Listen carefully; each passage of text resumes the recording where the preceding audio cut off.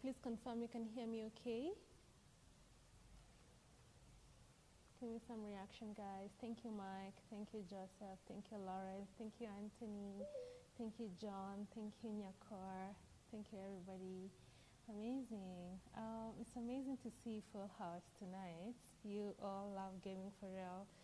So I'm trying to admit everybody on the call so that everybody gets to join the call as soon as before we get started, basically.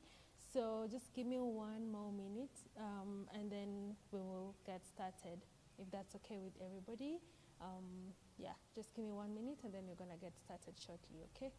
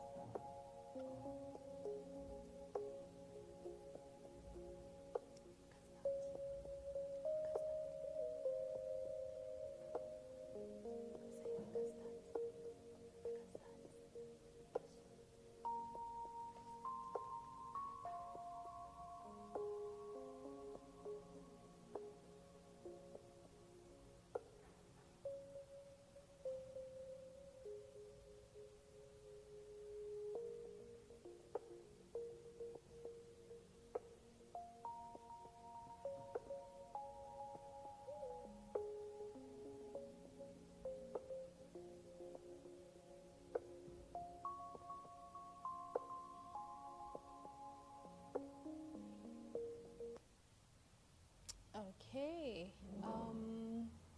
so I think you can get started. It's been 11 minutes in, so just allow me to start recording.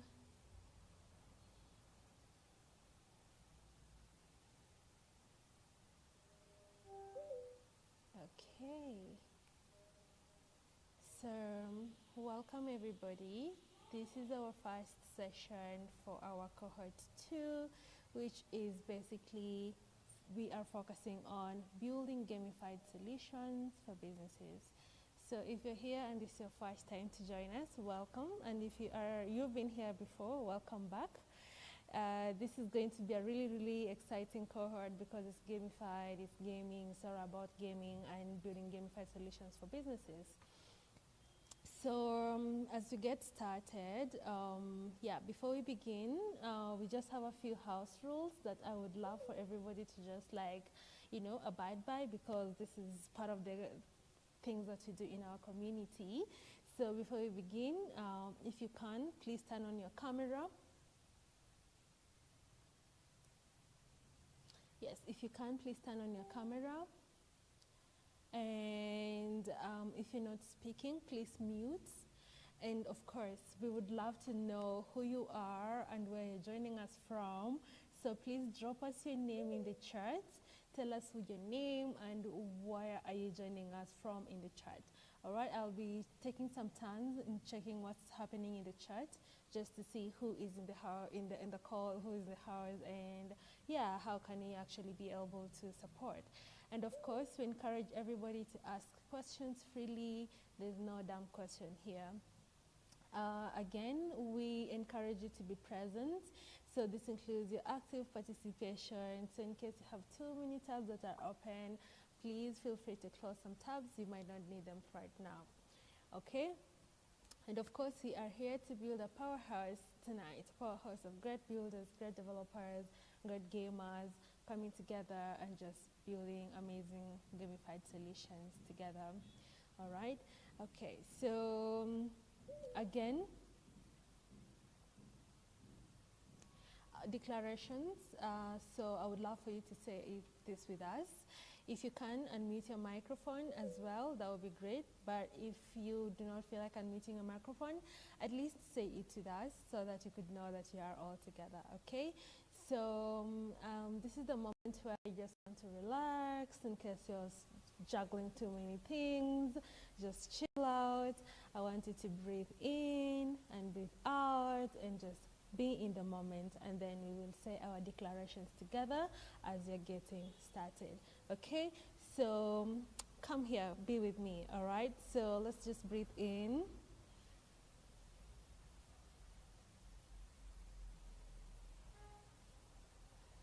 and out. Breathe in again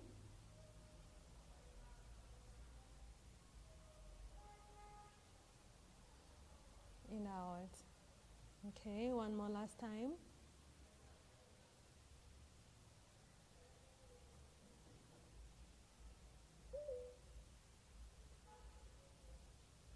All right, so by now, I hope your nervous system is calming down and you're, bringing yourself into this moment, to want to learn and to want to actively participate in this cohort, right? So now let us say our declarations together, okay? So if you can unmute, feel free to unmute so that you can say it all together, okay?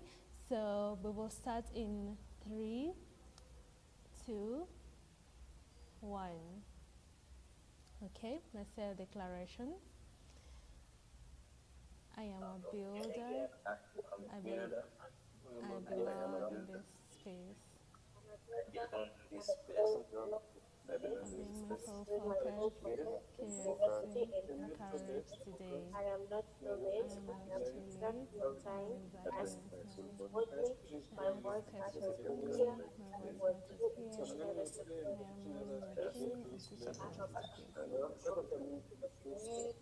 Ask questions by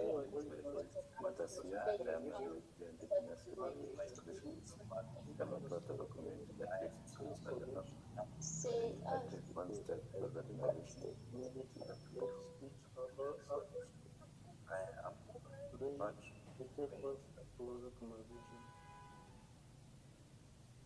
Okay, amazing. Please, let's clap for everybody that actually said these declarations because, this is the first step to you believing in yourself, and this is the first step for you to just declare that, you are the builder that you think you are, and you are not too late. In case you're wondering if you're late, you're not too late. You are exactly on time, all right? And of course, you as the builder that you are, as a great founder, as a great developer, you ask questions boldly, and your voice actually matters here so much, all right? So appreciate you all that took time to just say the declarations with us. You are finally belong to our community, and welcome. Yeah, so amazing to hear. All right, so quickly, as we're getting started, it would be really great to want to know who is actually on the call. So this is a poll for everybody to just actively participate.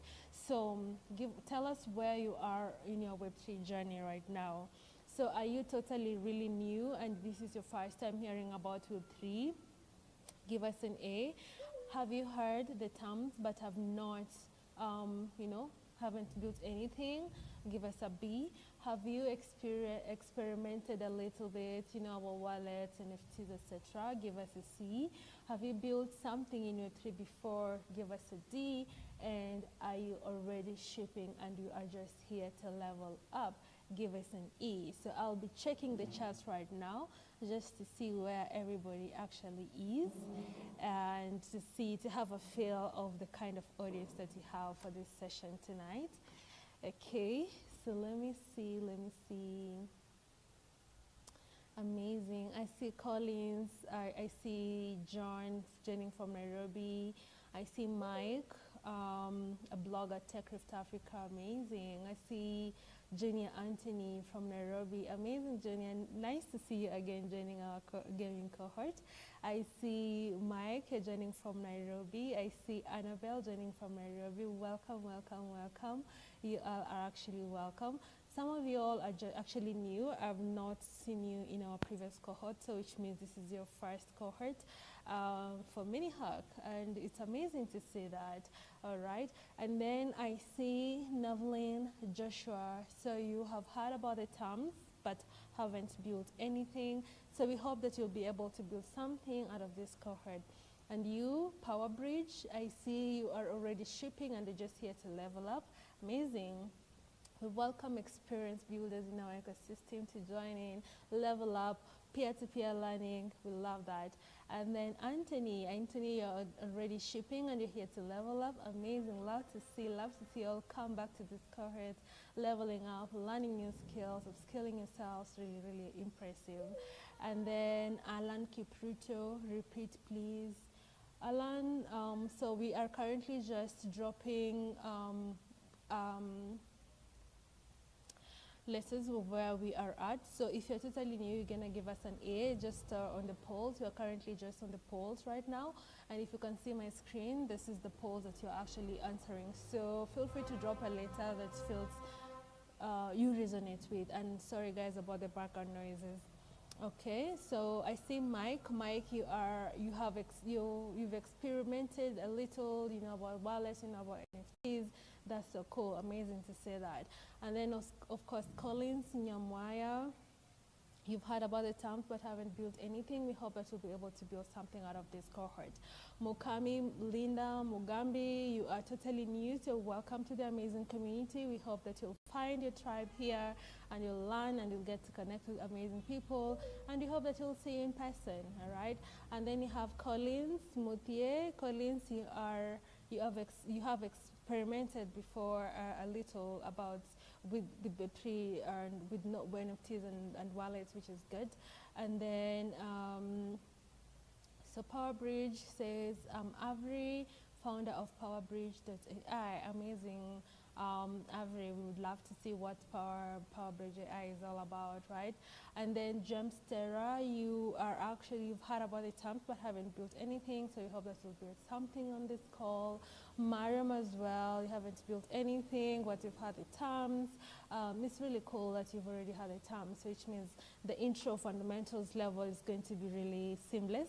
And then Mark Ombacho, you are joining from Mombasa. Collins, you're joining from Nairobi. Oh, so am I repeating? No, okay.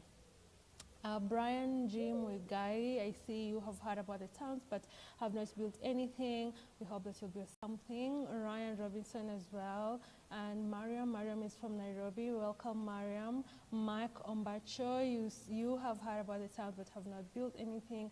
Hopefully you guys will build something. And Lawrence, you are from Nairobi, and of course you're already shipping and you're just here to level up. We'd love to see you here. And John Stephen Malonza, you are totally new. It's your first time hearing about Web3. Welcome to the greatest community. We hope that you'll find these sessions insightful and that you will walk away knowing and having the knowledge and having shipped something from this cohort. Alan as well. So if you're new here, welcome, and we hope that you'll find your niche, you'll find your pathway, and you'll be able to just, you know, start exploring, learning, building at the same time, and of course, shipping and going to market. And then John Kariuki. John, you're the founder for Vote Comtech. Interesting. We would love to know more about that. So I can imagine on the polls, your answer is definitely E. You're already shipping and you're just here to level up. Sounds cool. It's impressive to see where most of you are at. And yeah, a few of you are actually new, but most of you have had the terms. You already know what wallets are, what NFTs are, you're already experimenting, you're already building something, you're already shipping. That is really, really impressive, and that's the kind of culture and the community that you're trying to build here at Team1 Kenya, okay? So that's so awesome. Amazing. So if you're joining us for the first time, I do not know what this is about. This is Mini Hack, and this is cohort 2 of Mini Hack. So I want you to take a moment and scan this QR code. So this QR code should take you to Luma, where you will see list of amazing events that are happening in Kenya, inclusive of Mini Hack and this cohort. We have Game Jam coming up, we have watch parties coming up, we have Gamers Connect coming up. So you want to register and apply right now. I'll give you a moment to scan the QR code in case anybody missed it. Please go ahead and scan the QR code and RSVP. So of course, admission to our events is through RSVP. So if you do not RSVP, then unfortunately you will not get access to our events. And we are doing so much more, and so it will be awesome for you to also subscribe to our Luma and be able to now be updated and be notified anytime that you put together an event, an amazing event like this one. All right? Cool. So this is our Mini Hack community from cohort 1. As you can see, amazing people, amazing vibes, so much knowledge was shared during this cohort. We love that. And now we are building our cohort 2, a community of great gamers and great builders and great game developers. And we want to also spotlight you, right? So if you're here and you're already a founder, we would love to spotlight you. We always do these founder spotlights, and we are hoping that some of you actually on this call would actually be able to get that opportunity to be spotlighted. All right? So in case you're wondering what Mini Hack is, so Mini Hack is a builder program that is designed to equip you as a founder with Web3 fundamentals.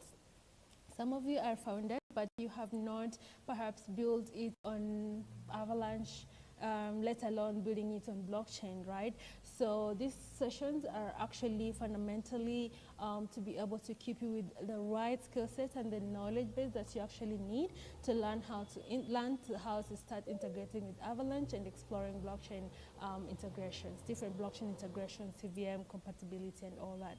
And of course, also Mini Hack is here to build a niche ecosystem of technical and non-technical talent, give hands-on experience building on Avalanche, create real projects that actually solve real problems, and then foster a powerhouse community of ecosystem enablers. So this is not just a workshop, this is your launchpad, all right?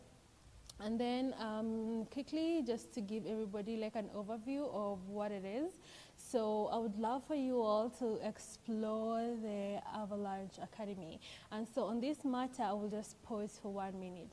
I'm sharing a link in the chat, which I would like for you to explore the link and be able to create your own personal account on your Builders Hub account, all right? I just want to walk you through where to get information and where to get started. Just give me 1 minute.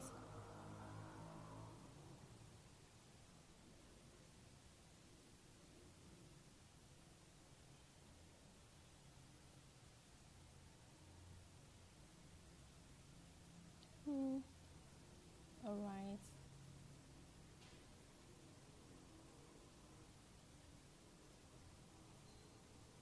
Yep. Found it. Okay. So right now in the chat, I'm just dropping a very, very important link. Now, if you're wondering where to get started, where to get information, this is the place for you to get started. So I'll just go ahead and pin this. So I just put it on board. So if you click that link, it should take you to the Builders Hub, right? So here on Builders Hub, you'll get information, you'll get resources. This is where you'll get the Avalanche Academy, the Entrepreneur Academy. We also have All Explained. So All Explained is really good if you are pretty new to Web3 and blockchain, and you are trying to understand Avalanche and blockchain from a very layman's language. Then I would advise for you to start with All Explained. All right, and then of course you have the faculty development program, and then you have internship opportunities for engineering students if you're here and that's what you're doing, you're pursuing our engineering course. Occasionally we have internship opportunities, so you want to stay in the loop and be part of our community so that you may not miss any of this information. All right, so who here has been able to click on the link that I've just shared in the chat? Give me some reactions if you have. Nobody? Amazing, George. Thank you, George. That's super. Thank you, Mariam. I see you, Lawrence. Shout out to you all. You all are the index ones of this cohort for real. I see you, Roman. Nice, nice, nice. I see you, Silas. Amazing, amazing. So I see you, John. I see you, Sonny. I love it, love it. So if you click on that link, it will take you to the Avalanche Builders Hub. Now, on the Avalanche Builders Hub, that's where treat it as your daily routine, right? Whenever you feel like you want to understand any concept about Avalanche, that's where you get started. What is layer one? That's where you get started. What are the integrations? What are the documentations? Where can you get events listed? Where can you get grant opportunities? Where are they listed? All of this information, you will find them on the Avalanche Builders Hub. And this is why it's very, very important that you use that link that I've shared to create an account, your own personal account. Then you'll be able to get access to the charts. This is an embedded charts copilot that helps you understand Avalanche deeply. Yeah, and then of course you get access to tools within the Avalanche Builders Hub. You get access to their console as well. So it's very, very important that if you're looking to actually really get the maximum knowledge out of this cohort, that you click that link and start exploring right now. All right. So of course, let me share with you a little bit about who we are as Team1. All right, so Team1 is it's a global community of developers, creators, educators that are helping people discover and build an Avalanche. So it started in 2024 as a grassroots initiative, and now we have over 600 members across 55 plus countries. Now it's even more with the new collaborators that we just onboarded, and we've collaborated with 80 plus universities worldwide. So what do? We organize in-person meetups, workshops, virtual workshops like these ones, digital content around Avalanche, and we support new developers and creators learning blockchain through events, education, and mentorship. The bigger picture though is that Web3 gives people ownership of their data, assets, and creative work, but Team1 helps make that really accessible. And so by connecting real people with real tools, Team1 turns blockchain from an abstract concept into something that anyone can actually use. All right, so in a nutshell, our mission is to be able to create regional impact organically through organizing local experiences, and of course scaling regionally and achieving creating repeatable playbooks that can actually replicated across different countries within the continent. And of course our other mission is to build a community. So builders have a clear pathway from onboarding to shipping, a growing base of builders builders that's actually shipping real products on Avalanche. And then our third mission is actually to scale Avalanche and make Avalanche the go-to platform network as a default choice for builders, institutions, and communities. All right, so that's more about us. Our six main pillars are, of course, community growth and sentiment, regional scaling and localizing the experiences, fostering a builder culture and talent acquisition. Storytelling is at our core, partnerships and real-world adoption as well. And of course, we want to ensure operational efficiency and member empowerment. All right. So this is the resource hub. So in case you missed where to get information or where to get started or what to do or what not to do, this is where you get started. So please scan this QR code and get access to our resource hub. All right, I'll give you 1 minute so you could just scan it and we could get started. All right.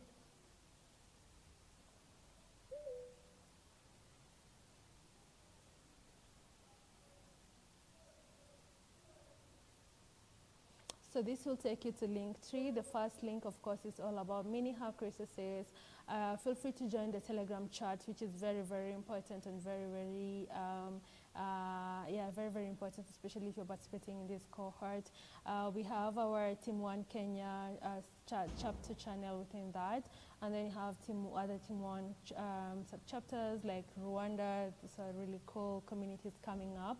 We have a WhatsApp community as well. You feel free to explore that, and then of course dive deep into the Builders Hub, and yeah, follow us on our Twitter and just get acquainted with our ecosystem at large.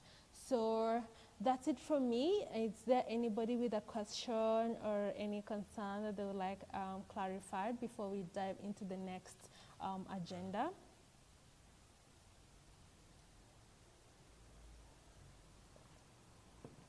All right, so everybody is good. Everything is clear. Nobody is confused about what Mini Hack is. Nobody is confused about what this cohort is about, right? So I'm hoping that everybody is actually Gucci and we can dive into it. So I'll give you like 2 minutes, at least water break, go grab a glass of water, grab a cup of coffee, and then I will invite Joseph to take us through the next agenda for tonight. Thank you, everybody. Let's appreciate Joseph as he's coming up right now. Amazing, amazing. Okay, good evening, everyone. Nice, thank you for the reactions. Let me share my screen.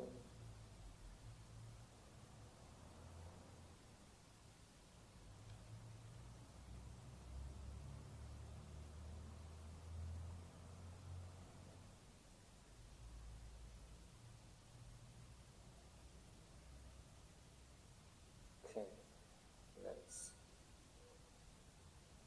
So,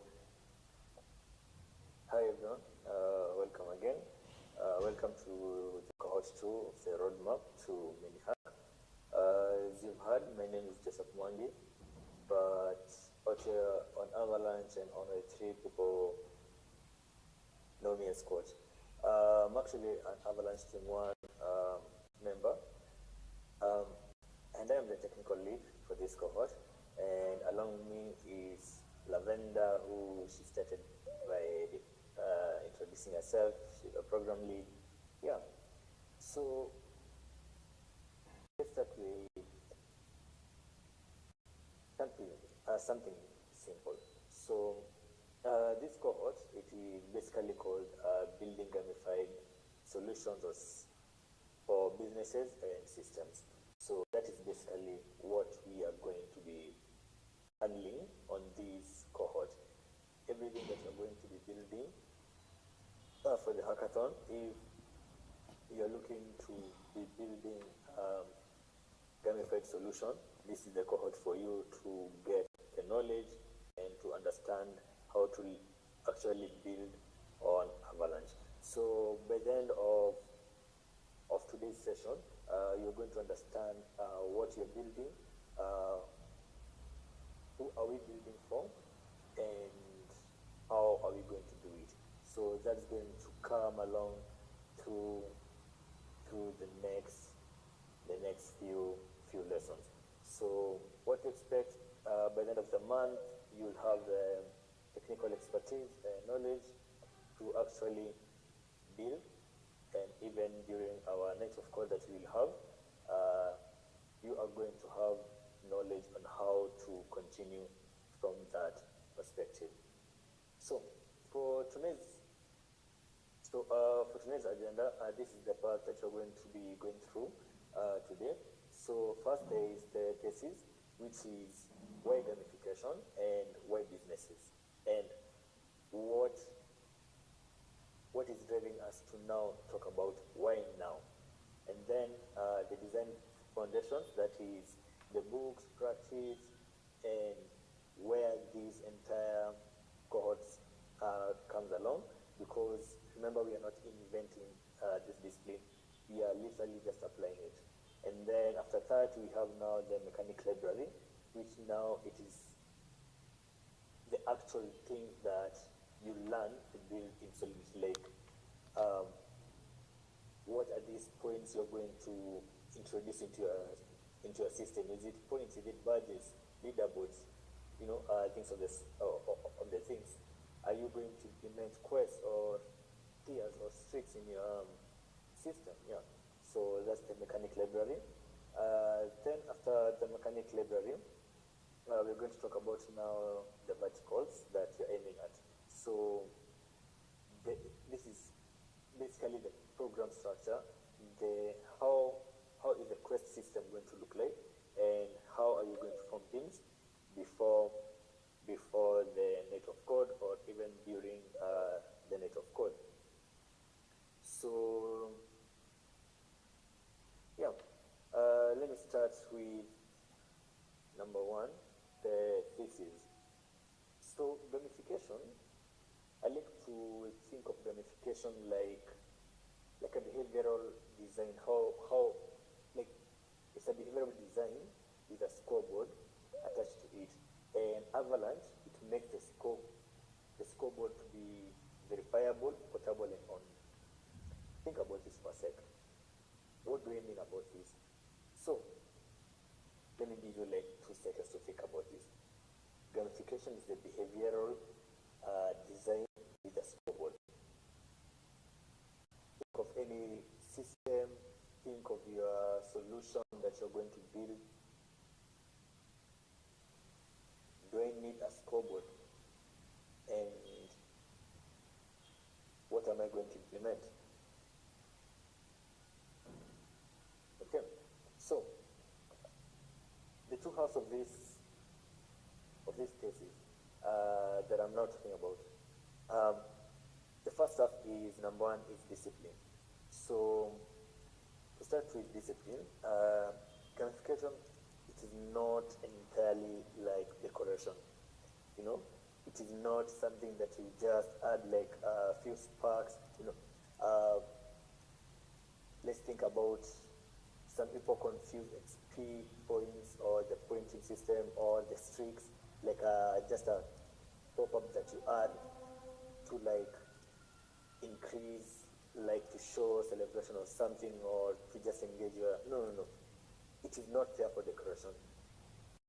It is not there to act like some balloons or whatever that you want to add to your system. No. So it is a behavior design that you have to actually sit down and deliberately you have to make up your mind that you're going to implement this, and think about where are these coming along, and how should these, let's say, the XP points, when should these XP points be allocated?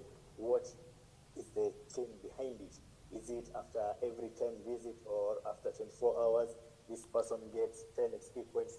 You see, you have to deliberately design how you want this niche to be implemented into your system. And once you have that, you have now to think about now Avalanche. So our lives on public chain, which is this? What is changing with this? So that brings me to the second one, the ground that you stand on right now. That is the 3 stars. So think of this from this perspective, you know. So number one, let's use the local businesses that we have here. Like most of 90 to 97% of businesses here in Kenya, they run on loyalty, you know. Let me take you somewhere like a simpler example. Something like the airtime bonuses that you get. Let's go to supermarkets like Naivas. There is the Naivas thing that you earn. There,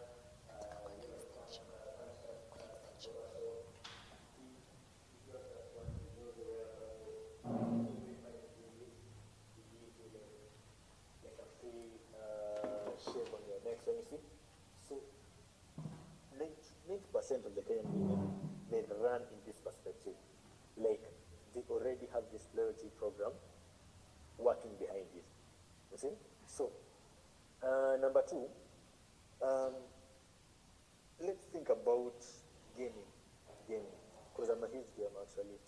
I think for those who are into gaming, you can literally tell that these are gaming headsets.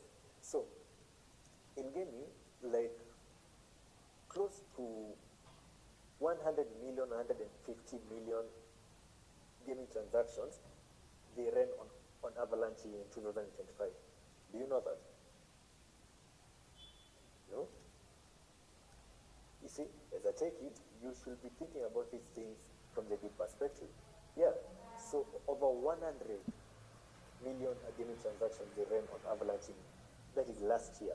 So, why am I bringing gaming in a business cohort? Why?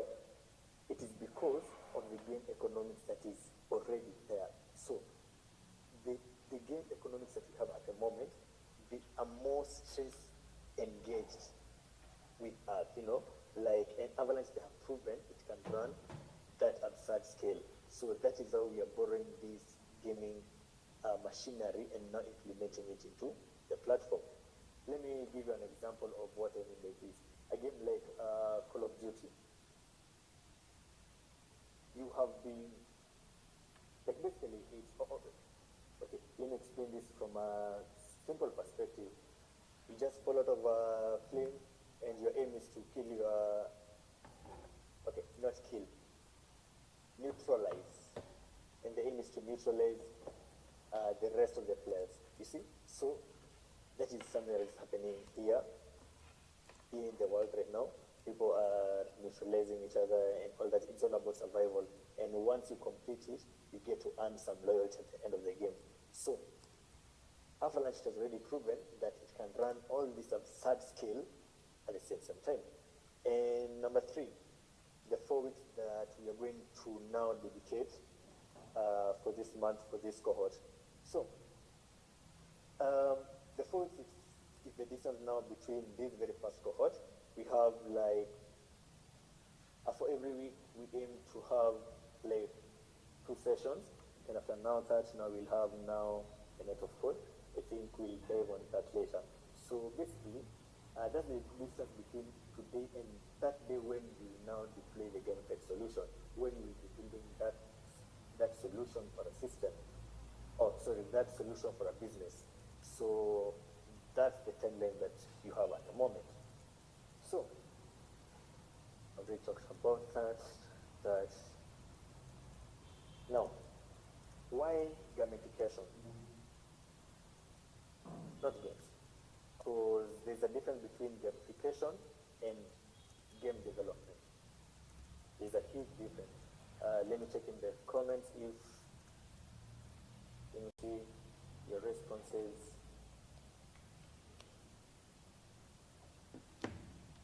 Let me check your responses. Can someone tell me why? Basically, a difference between gamification and game development. It's a huge difference. You can be dropping your answers here. Remember, by the end of this session will be, I don't know if tonight we'll have the polls, but I hope we'll have the polls. So let's listen now. Okay. So let me come back here.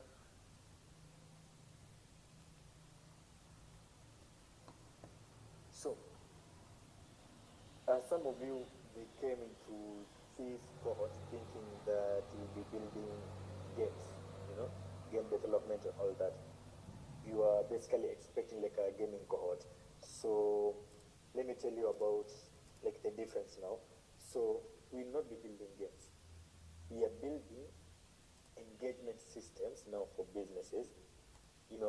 Things like the buyers, the circles, the telcos, retailers, schools, clinic, those are the people that you're building for, Like we are building solutions for business systems. And you can think outside your box, come with your idea, and yeah.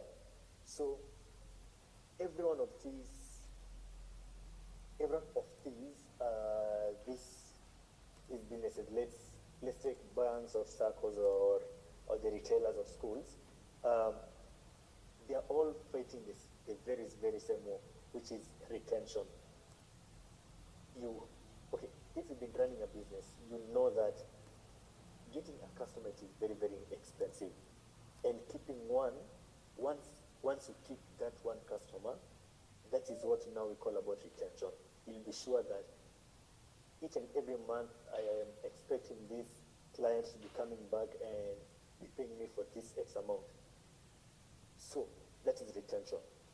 And this is one of the major ones that all these businesses and all businesses are running right now, especially here in Kenya. If you do not retain your customers will move to the next better solution. So the most important line here, it's not about all these. You need to think about, okay, the second statement is actually from a book by a lady called Helen Rutledge. I don't know if I'm pronouncing his name well. I was doing my research, and that's where I came across. I was actually referred to this book by a friend. So I was doing some research, and I saw one of the most referred sentences in that book online. It's this exact statement, which says, objective first. Start from the behavior change and the metric that proves it. Then choose the mechanic. So basically, Helen's book is talking about, she wrote a book concerning building gamified solutions for businesses. I think you guys should also check it out. You should check out ebooks or online shops. These are nice books actually.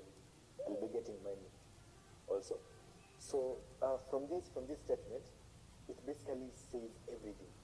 What do you start? You start by now tapping into the behavior of your clients, and what do you want to change from that, and how are you going to make money from this? Do you want them to save more? Do you want them to buy again? Or do you want them to take the entire course and then take the medication? So you have to think of this metric, you know? Yeah. So why businesses? Why businesses instead of games commercially? So simple. It's because of the loyalty pilot that can learn the paying clients, you know, weeks after the demo day. Let's say, okay, we'll get to a section where there's a local example, but let me just talk about that company.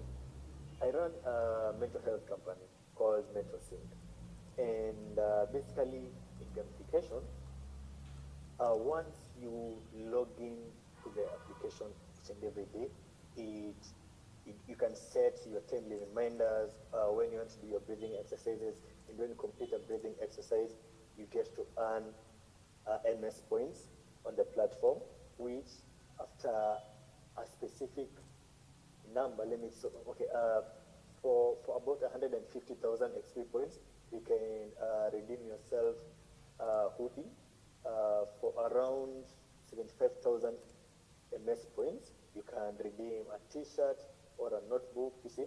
So for most of our users that are literally using our platform at the moment, this is what they're thinking about. If I continue using this platform and I rack up these XP points, I know this is something I'm going to earn at the end of it. You see? So I have already built a loyalty pipeline with this client. So the client, there's this bridge of trust and there's this loyalty that the customer has. I will not go to another mental platform. Let me stick to this, because this, I know once I complete this challenge, I tend to earn this and this. So that is what businesses need right now, you know. They need this kind of loyalty. And once you have this kind of loyalty, that is where now you have now retained your customers. And the last point here, we still learn from games. The mechanics are the most battle-tested engagement tech ever built. This is very, very true. In terms of might have a system, yes, and you've integrated it with everything you think is perfect, but building never stops. Especially if you've implemented a gamification system, you'll need to add more and more steps, to keep this relation going on. So, do you have a question? Do you have questions before we move on to the next section? Let me see some reactions. If you can resume. Okay. Let me go back to the chat section. I see Mike Agoya. You're saying gamification is borrowing psychological designs from games, while game development is building real playable games. This is so correct. You've actually hit the point. Gamification, you're literally borrowing the psychological design from the games. But now game development, you're literally building the game itself. That is nice. Lawrence Kavai saying gamification is the application of game-like elements, like points, badges, leaderboards, progress bars, and challenges to non-game context. Nice. The purpose isn't entertainment for its own sake, but to motivate, engage, and influence behavior in areas like education, business, fitness, or productivity. Example, Duolingo using streaks. Yeah, actually Duolingo is a very, very nice example. Duolingo, Coursera, MentorSync, you can, yeah.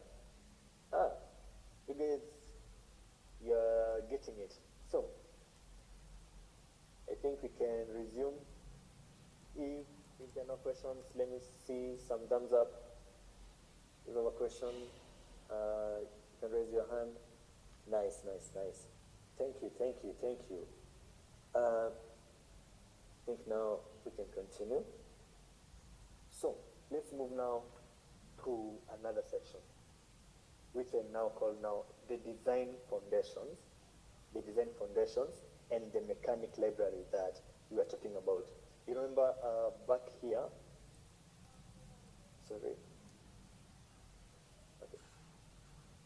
Back here at point 3, here at Helen's point, where she says, start from the behavior and the metric that proves it, then the mechanics comes later. Now, let's talk about the design foundations. And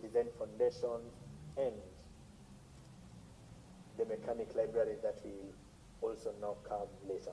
So, let's start with design foundations. So, from Helen's book, he says, why are these games good for businesses? So, there's this point that I saw on Reddit.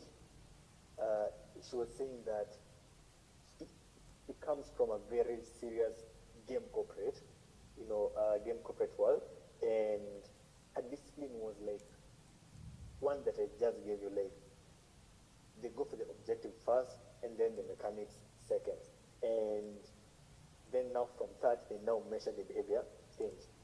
So now after measuring the behavior change, we now notice that she was the strongest on employee engagement and simulation. I think I'll share that Reddit with you guys in the chat. Okay, I've now realized I'm now another. Okay, all this research I've done. Oh, okay, that's crazy. So, from Routledge, he actually concludes by saying, games are good for businesses. You have to go first for objective first design, and then serious game measuring and behavior change.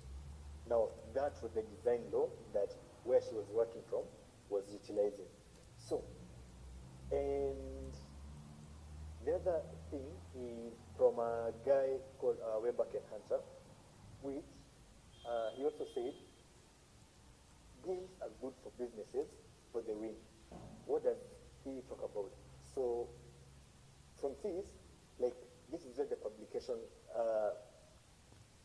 framework it actually comes from. You know, the points, badges, and the leaderboards. So, those 3 points is from Lawrence Kavai, from what Lawrence Kavai has actually told us. Lawrence Kavai has actually talked about the points, the point system, the points, the streets, the badges. Yeah. So this is where the PBL framework actually comes from. P standing for points, B standing for badges, and L standing for leaderboards. So once you have this in place, plus a proper design, like you have a proper design process for the consumer facing the gamification. I don't know if you can see my hands. Okay, I think I need to change the background. So once you have these two things, the very first one is a proper design or process for who? For the consumer facing gamification. And now you have the consumer. Once you've integrated this PBL framework, you can be binded together with your consumers, of which you will now have hit the retention needed in the market for your solutions. And that is what businesses need right now. That's where the money is in businesses right now. Businesses they want to update their system so they can stand out. So you as a developer, why are you building this solution? You're building to do what? For this business to have this bridge, this retention with their customers. The last one is from this, okay, is it Chinese or Korean? But I think he's actually a mix of two. I think he's half Chinese and half Korean. UK Shu. So basically, from UK Shu publication, he actually states that there's this model that he calls the catalysis model. It contains of 8 core drives of the human motivation. So basically, in this book, he basically explains the entire mechanics of how everything works. And if you come back to Routledge is telling you what? No. Leave this mechanics first. Let's start with this. Okay, you already built this you built this bridge. Okay, nice. Now you can go to the Octalis publication. Okay, someone raised their hand. Okay. Yes, the pop-up. So then you now come back to Yukeshu, and she tells you what? Okay, now you have the behavior. Very nice. Now it's time to focus on the mechanics, and that is the 8 drives of motivation. So we'll be getting to that in a few. Let me come back to the slides. So let's go to Yukeshu. I've told you about, he's talking about, the 8 drives and all that. But we'll be talking about the six of them, of which they're the same. Some of them are from the PBM library, which was P standing for points, B standing for badges, and L standing for leaderboards. There are more, which is streaks and habits. So let me go one by one to those who are completely new. For points, think of points like some fungible, earnable, redeemable value that, like, it's a mode of currency of engagement that you are having in your platform. It's like in real life, I'm telling you, okay, let me take you back to the African notion from how you were raised, of which this is totally different. Your mom tells you, you know what? If you clean the dishes for an entire month, I'm going to buy you a bicycle. You day in, day out, you wrote in these points. Are like, I don't want to miss, not to wash these dishes even for a single day, because she's counting. So you're just earning these points day in, day out. From day 1 to day that because you're expecting this reward that, okay, once I have accumulated all these days, I'm going to have a new bicycle. And okay, literally, personally, I never got that bicycle. Up to date, I've never got that bicycle. But now, coming to the system, I think that is why I started developing systems. Says I can be giving people the points. Okay, that's nice.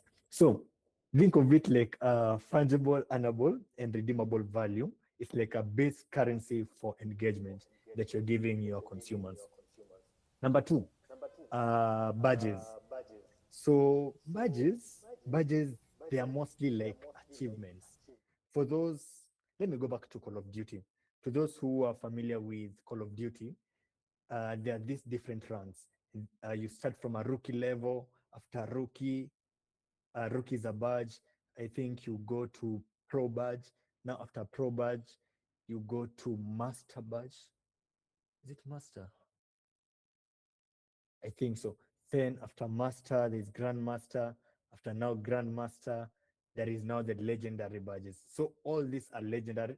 All these are badges. For the ladies, um, let's take Candy Crush. I think once you complete a level, there's this badge that you earn from that game that you play, right? So let's think of it from that perspective, those badges that you get to earn. So they are achievements of NFTs. Now, remember, all these things, all these eight, all these eight mechanics that you are talking about, oh, sorry, these six.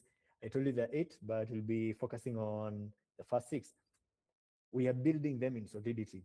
So don't worry. Today is all about theory. And then now we start now getting into now the technical, where you're now writing the code and you actually see the pop-up shining and looking at you, smelling at you. So nice. Can't wait we reach to that point. So it is an achievement as an NFT. So we'll be rating the NFT solidity, the NFT contract. Don't worry, something easy. Let's go to leaderboard. Leaderboards, basically, it's what it is actually saying on its own. It is like status, status and social comparison. Like, where are you? For the users in my company, um, once you are racking these XP points, you get to rank on this leaderboard and see your position. Also, for this mini hack that we are doing, there are those quests you'll be submitting that you'll be filling.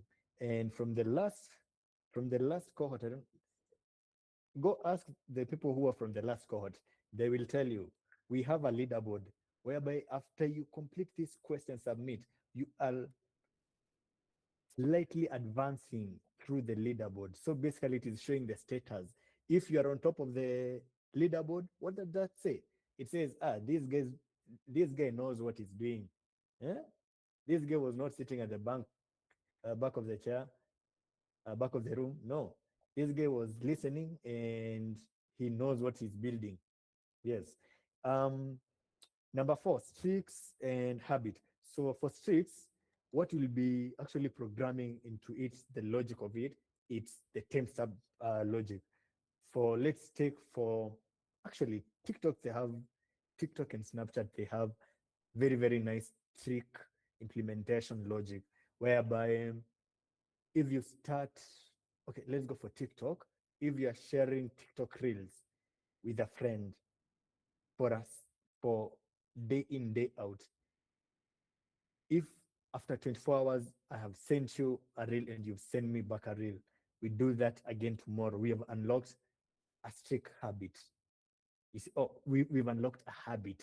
And then now that habit, once you repeat it again, they now give you a streak. They tell you you've unlocked a streak with so and so. You see? So they give you, since it is reading the timestamp logic, when you started, and when it ended. So they have like a 24-hour timestamp. So it read the timestamps. So that is what we'll be building in Solidity. So the timestamp logic, the grace periods, how long are they running, you know? So you can find some people, I think in TikTok, once you hit like 100 days, I think they have a grace period of 100 days where they give you like a puppet or something, you know? Oh, not a, not a puppet, I think a pet or something. Yeah, something of the sort. So that is what we'll be building. Tiers and status, basically from what it says, that is the threshold, gated benefits, requalification cycles. And then now we have the quests and missions, which is the structured goals with attested completion and claimable rewards.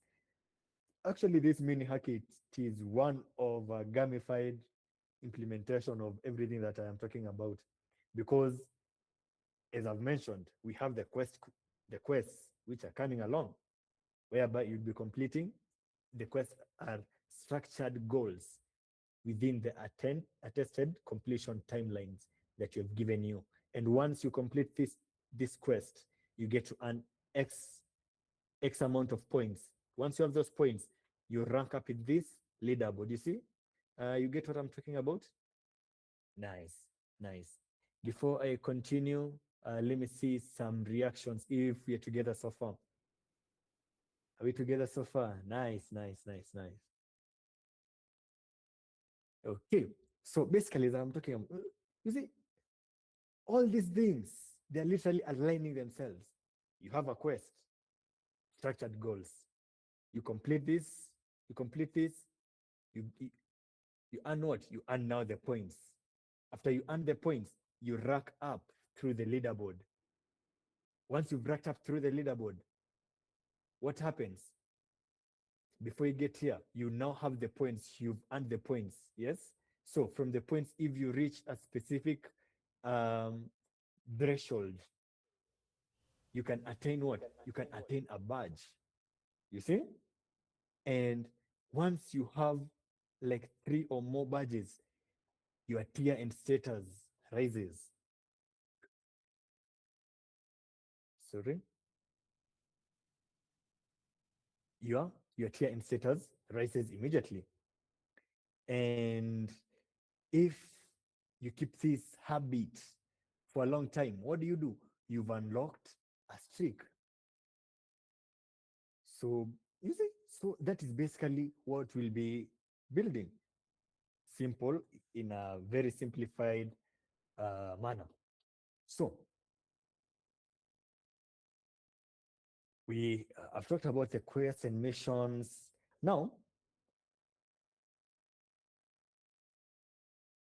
let's move to the on-chain part. We've talked about these leaderboards, the quest, and all these hula-doos, blah, blah, blah. I've been yapping, yappa, yappa. So if gamification is decades old, what is new? Because literally gamification is old. Some companies have been doing it for a while.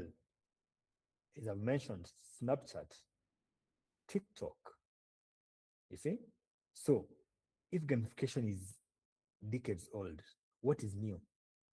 So this is why we are bringing this entire argument. The reason now for why this cohort we actually brought it. It's not only building gamified solutions, they're there. Yeah, but we are building gamified solutions on Avalanche. So Avalanche is a blockchain itself. So let's start. Number one, how classic. Let's look now on the on-chain unlocking. Let's start on the on-chain fixes. What does the on-chain, by me saying on-chain, it means you've integrated it with blockchain. So what does it fix? And so basically, what is the issue with the existing Web2 gamified solutions? Yeah. So number one, rewards owned by the user, verifiable and permanent.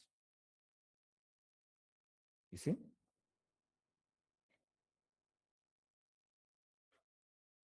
For the classic one, the points live in vendor database, devalued or deleted overnight.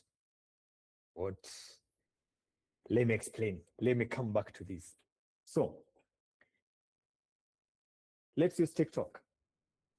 Um, you have these, okay, not TikTok. Okay, let's use TikTok, the streaks and all. No, let's use Snapchat. Help me, God, so as I don't get sued. But I'm talking the truth. So let's go with an example of Snapchat. Let me call it Snapchat. Um, these tricks that you're maintaining, they are not being stored anywhere else. They are stored locally in your device and in the vendor dashboard. You know, if something happens to that data, it can be deleted. It can be deleted overnight. If they don't see the value of it, they can just erase it. Now, how does blockchain fix this now? How does blockchain fix this now? So, by providing something that you are called rewards owned by the user and verifiable, they are very they are verifiable and permanent. We'll be diving now into the technical part of that, how Avalanche is bringing this, is making this possible. The second problem, let's go for the classic. Nothing is portable across brands. Nothing is portable across brands. What do I mean? Let's use Naivas. You have 1,000 Naivas token. You found yourself in Chandarani or a Quick Mart. You don't have money. You want to redeem your Naivas points. You cannot go there and use your Naivas point in a Quick Mart account. Or is that possible nowadays? Can I see some reaction? Is that possible? But is it possible? I've actually thought about it right now. Yeah, yeah. It's not possible. Those These are two different brands. These are two different brands. You cannot go with your Naivas, no, with your Chandarani points, and you want to redeem for a can of juice, of Java juice in Naivas. It's not possible. Why? Because it is not portable across brands. Now, this problem, it is now fixed on chain, whereby coalition loyalty across brands via something we call interchain messaging. We'll also dive into that. That problem, you see, actually, I'm reading here from the comments from Junior. Your Airtel points vanished overnight. From what I am talking about, they can do what? They can be deleted overnight, or they can just go. Yeah? You never know what happens. So back to the third point. Engagement lift is whatever the reports claims. It is what them they say. If they decide, you know what, no, we don't do this. Yeah, just like that. You've been engaging, then they had promised once you reach 100, we can do this, we can talk. And then once you reach 100, they tell you, you know what, we've decided it is 200 now. So how how is this being solved on chain? Metrics any client can independently audit. That is how it is being handled. That is how it is being solved.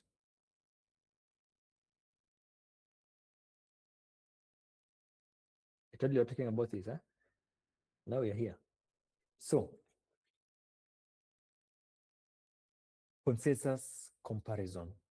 This is between Avalanche consensus and the other protocols. Since we have different protocols, we have Avalanche, we have Ethereum, we have Bitcoin, we have Sui, we have all the other protocols. So for Avalanche, we utilize we utilize our own consensus mechanism, which is called the snowball consensus. Whereas the other protocols, they utilize consensus called Nakamoto, or some they actually utilize the classical consensus mechanism. By me talking about consensus mechanism, what I mean by consensus mechanism is how decisions are coming to be finalized. So what is actually making these decisions in these protocols? Yeah. So 30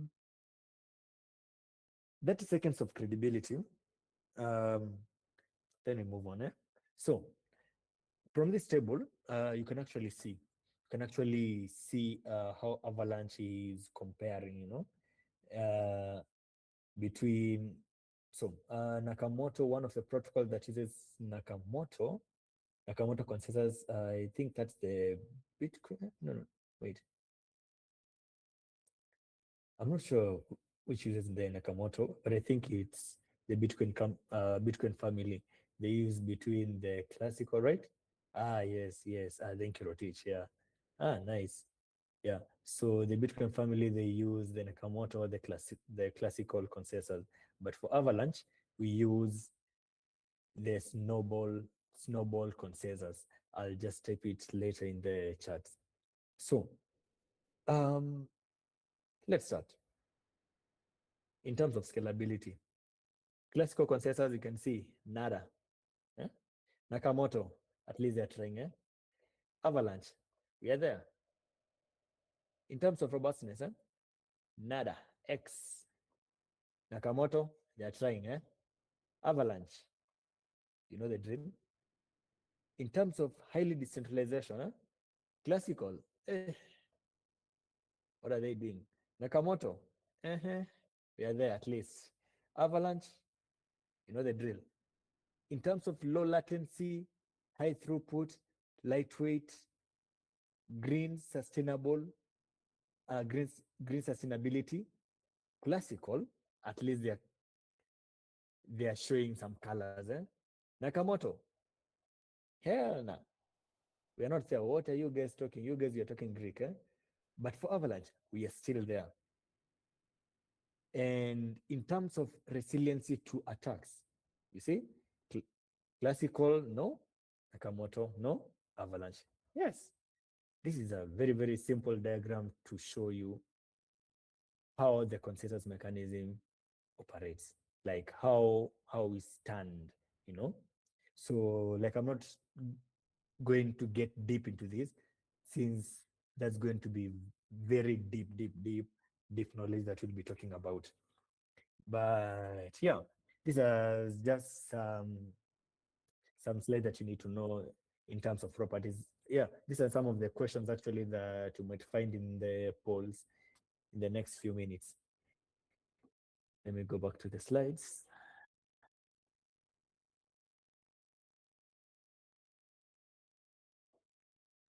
So why is Avalanche built for this? From that card I've showed you. So let's start with the left card. Number one, full EVM, full EVM. By me saying EVM, EVM stands for Ethereum Virtual Machine. So what does this talk about? What is this EVM? So in blockchain, they introduce things called smart contracts. Smart contracts, a smart contract is a what? Think of it, it's a public ledger. Okay? So these smart contracts, they need to be compiled, executed, and deployed on what? On chain. So different protocols, they have different ways of how they compile and execute these smart contracts. So Ethereum, they use their own virtual machines. I think also Bitcoin they have their own. But now for Avalanche, we started off by we actually utilizing the Ethereum virtual machine. So what does that mean? It means the smart contracts are written the same knowledge in the same programming language that you write smart contracts in Solidity, that is in Ethereum. So it is EVM compatible. So that is number one. Why? Why, is that a huge advantage? Because that is what most blockchain developers used to use initially. We have other languages, we have Rust, we have Motoko. Motoko is for a protocol called ICP, you know, yeah, blah, blah. So, number two, um, number two is interchain messaging. So, by interchain messaging, remember when I was talking about this in a previous slide? Yep. So interchain messaging, it is what now facilitates these cross brands points natively, whereby you can actually receive money from Bitcoin, you can actually receive money from Ethereum, you know, it is in from what it is, a interchain. Yeah. And then invisible wallet UX. Users they never see crypto. How does this come into place? So we have something that we call custodial wallet. You can actually do this implementation of implementing a custodial wallet whereby uh, once users they actually create an account, a wallet address gets generated for them automatically. They don't need to know about this from the like this knowledge. This basically happens in the back end. This is what you do in the back end. Now, let's go to the right card. Let's go to the right card now. Performance. So in performance, in performance,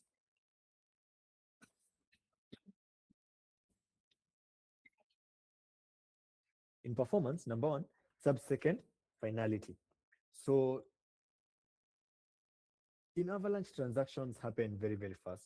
So for a transaction to be considered completed, for a transaction to be considered final, both parties need to have received all the transaction needs to complete in both perspective.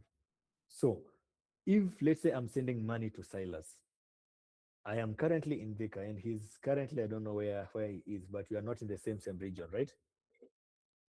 The transaction within less than 2 seconds, he's going to receive his funds in his own wallet very fast. So uh, a reward lands in 1 or 2 seconds in your account, in your business.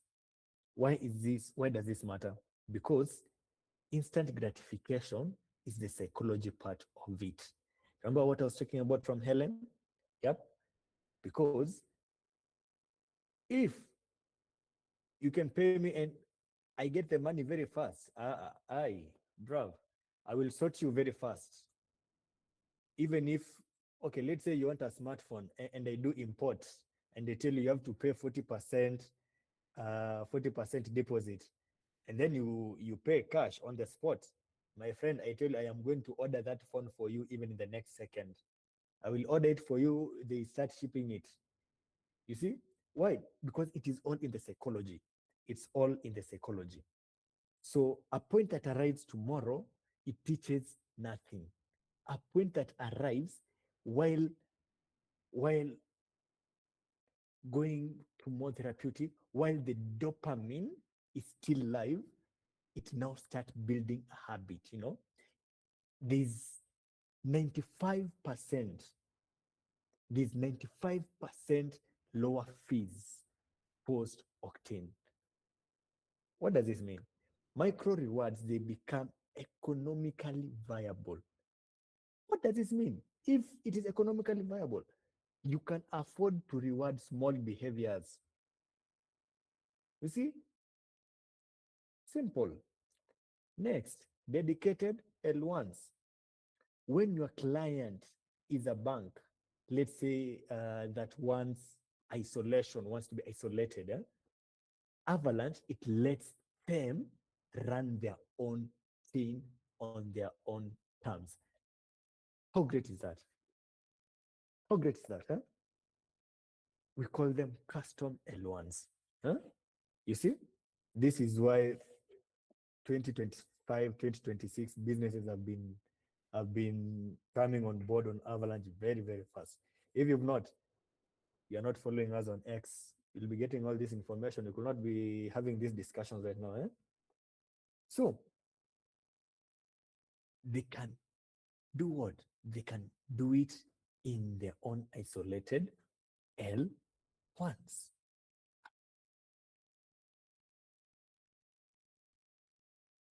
Any questions? Any questions so far? Let me see some reactions if you're on the same page so far.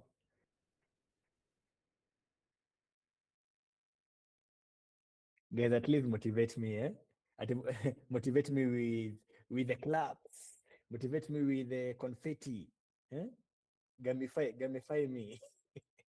Nice, nice, yes, yes. Now you're the same. Yes, fabulous, nice. I see you're on the same point. Nice. Let's continue. Since you're on the same path, since you've motivated me, now I know there's this bridge of trust that has been formed between us. Proof and verticals. The verticals. Where do we aim all this? I've yapped a lot. Where do we aim all this? There are 6 verticals that you need to consider. All these 6 verticals, these are your potential clients. These are the potential niches that you will be building towards. You get me? Let's start. Lavender, you raised your hand.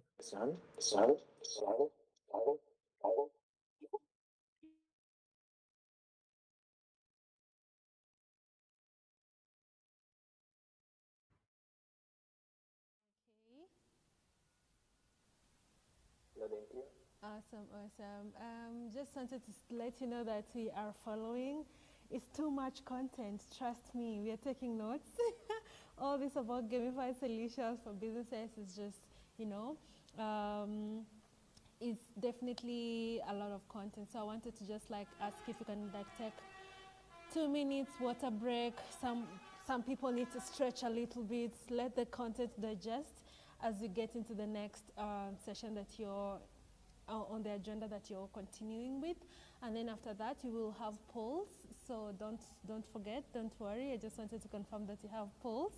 And then after that, of course, we will wrap up the session and then call it a night. So I just wanted to ask for many, we could use 1 minute break if that's okay. Yeah.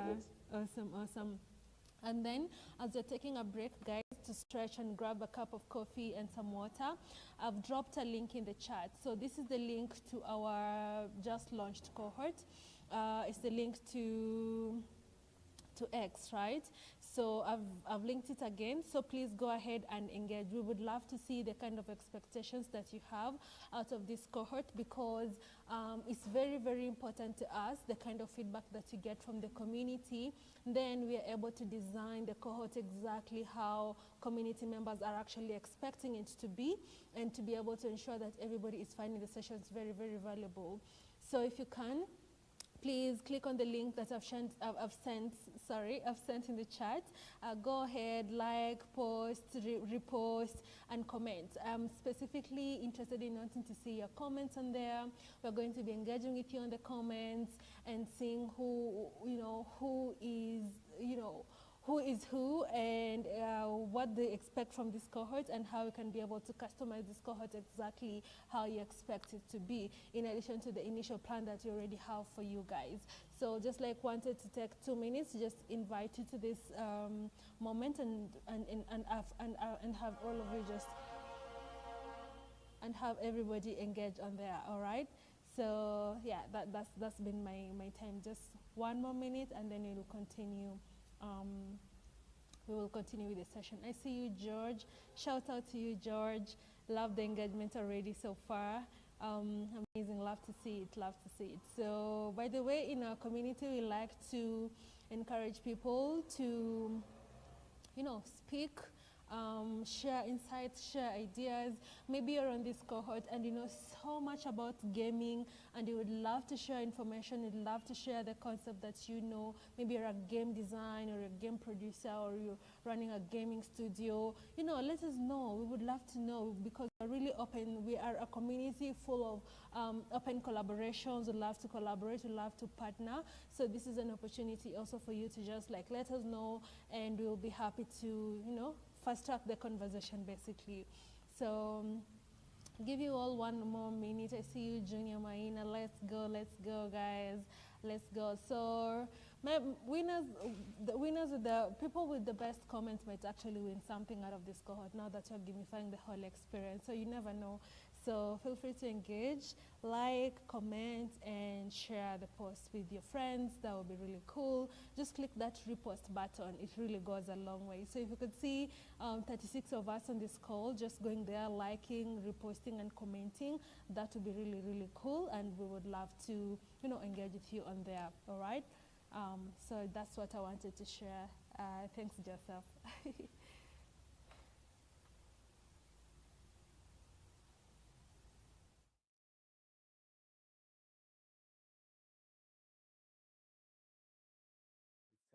At 9:35 again. Oh, not start. We resume, eh? Let me not scare you. We resume. We actually halfway.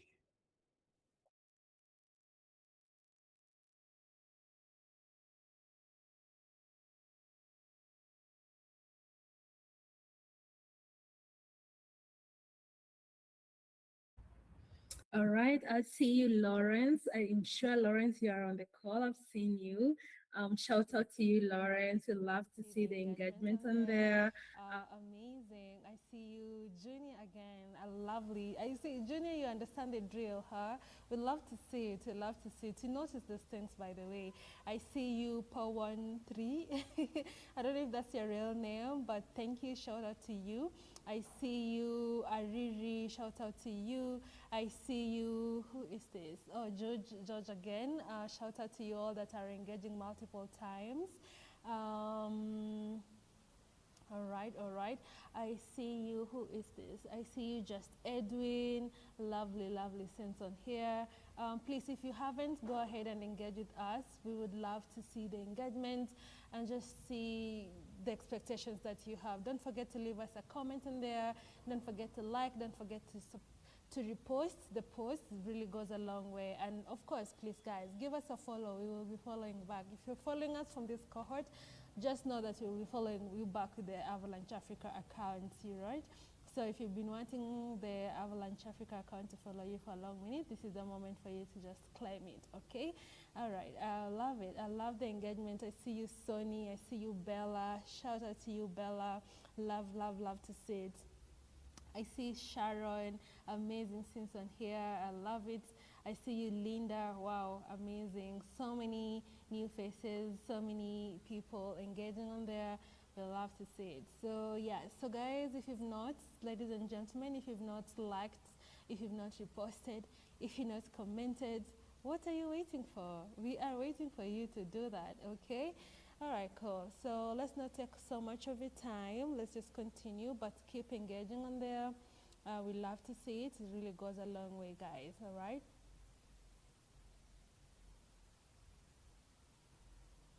So we're just going to continue in the next 20 more minutes, and then it'll take like 10 minutes max on the polls just to see the kind of knowledge that you've been able to gain and see how much, how much you've been able to understand from this first session of this cohort. And so looking forward to more of your comments and on their expectations. What are you expecting for you to learn, or what are you expecting to gain from this cohort? We love, love, love to see that and to support you in this journey. Okay, perfect. I think we are good to proceed, Joseph. Okay, thank you. So, let me not take so much explaining this. Fintech and savings, this is, like gamifying saving goals, circles, participation. You see those chamas that usually have now creating chama streaks for retail shops, things like repeated purchase loyalty, uh, like personally owned portable points. Like if they come back the third time, you give them like a 15% off or something. You see, edtech. This is something that Coursera have done, whereby they have course completion quests, and then they give you credentials and badges when you complete the cohorts. And also the Avalanche Academy. That is what it's actually gamified in that perspective. Health, adherence streaks, verified wellness, and all that. Agriculture, maybe reporting awards, in cooperation participation, something of the sort. I think outside the box. For workforce, maybe staff performance, training simulations, recognition systems. Yeah, I don't want to dwell so much on this. Um, since I want we move now next. Perfect local proof. Now this is my company. Um, I started it here in Nairobi, uh, but we've been running blah blah and all that. But right now we are moving to now centering. We are looking forward to centering it in Estonia.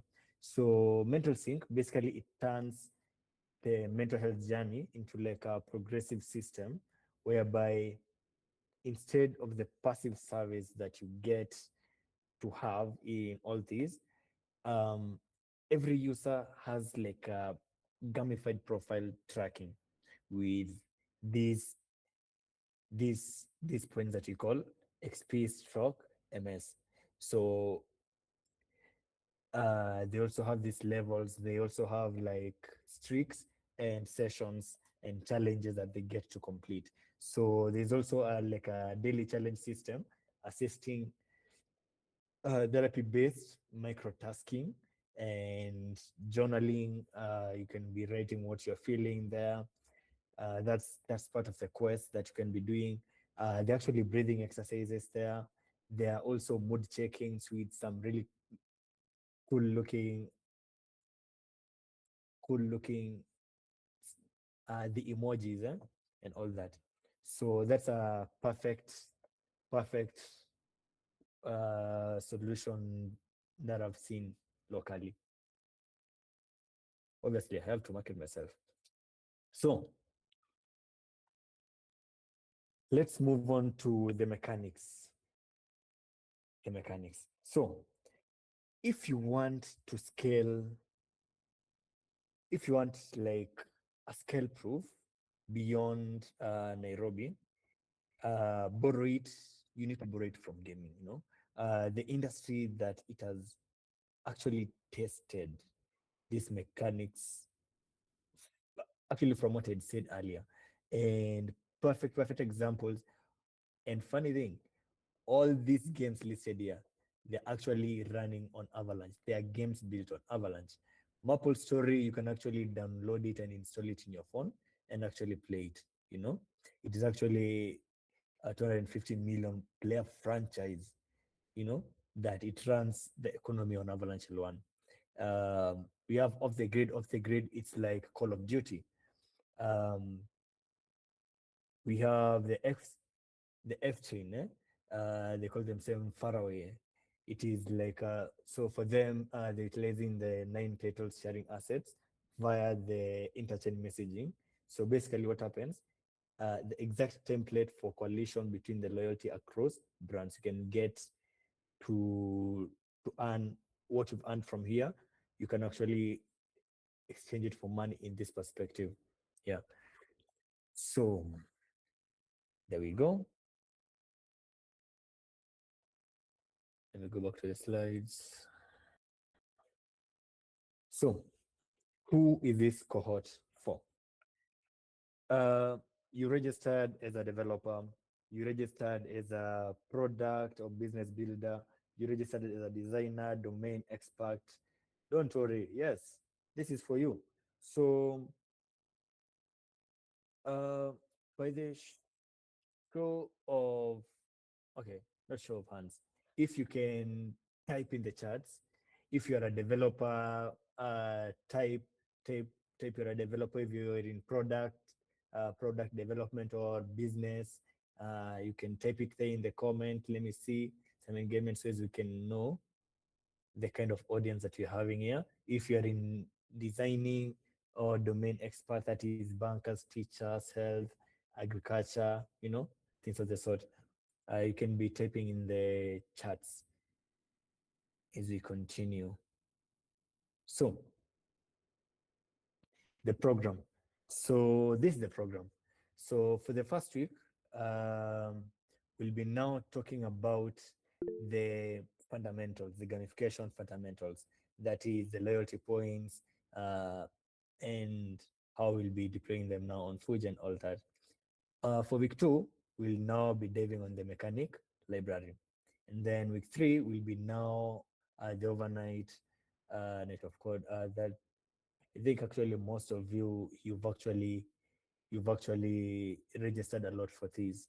And then week four will be like the invisible wallet UX and the what's party and all that. But all this will be confirmed and all information will be communicated in the group. So stay guided, stay stay hooked on your in the channels. All these communications will be done here. So this is basically the program. Uh, yeah. So how does the cohort work? So um, for this cohort, as Lavender started, we do sessions every Tuesdays and Thursdays from 8 p.m. From 8 p.m. Oh, what's going on with my PC?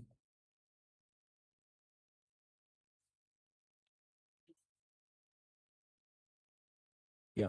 So I usually have sessions from every Tuesdays and Thursdays. Um, then uh, for every week, you get to have quests. But now, um, for this week, uh, for this cohort, all the quests will be submitted through the Builders Hub. Okay, so there's a link Lavender is going to share here. She's going to share here in the chat. Lavender or Sony, can you help me with that? Head over to the Builders Hub using this link which is going to be shared here. Create your account, and then I am going to guide you from there. So this is where we will be doing. This is where we will be submitting the presentations. Yeah. So and then the quest is usually live uh, for like 48 to 72 hours. Since if the session ends on if we have a session on Thursday, it means you have Friday, Saturday, Sunday, Monday to complete it before the Tuesday session. That is basically what happens. So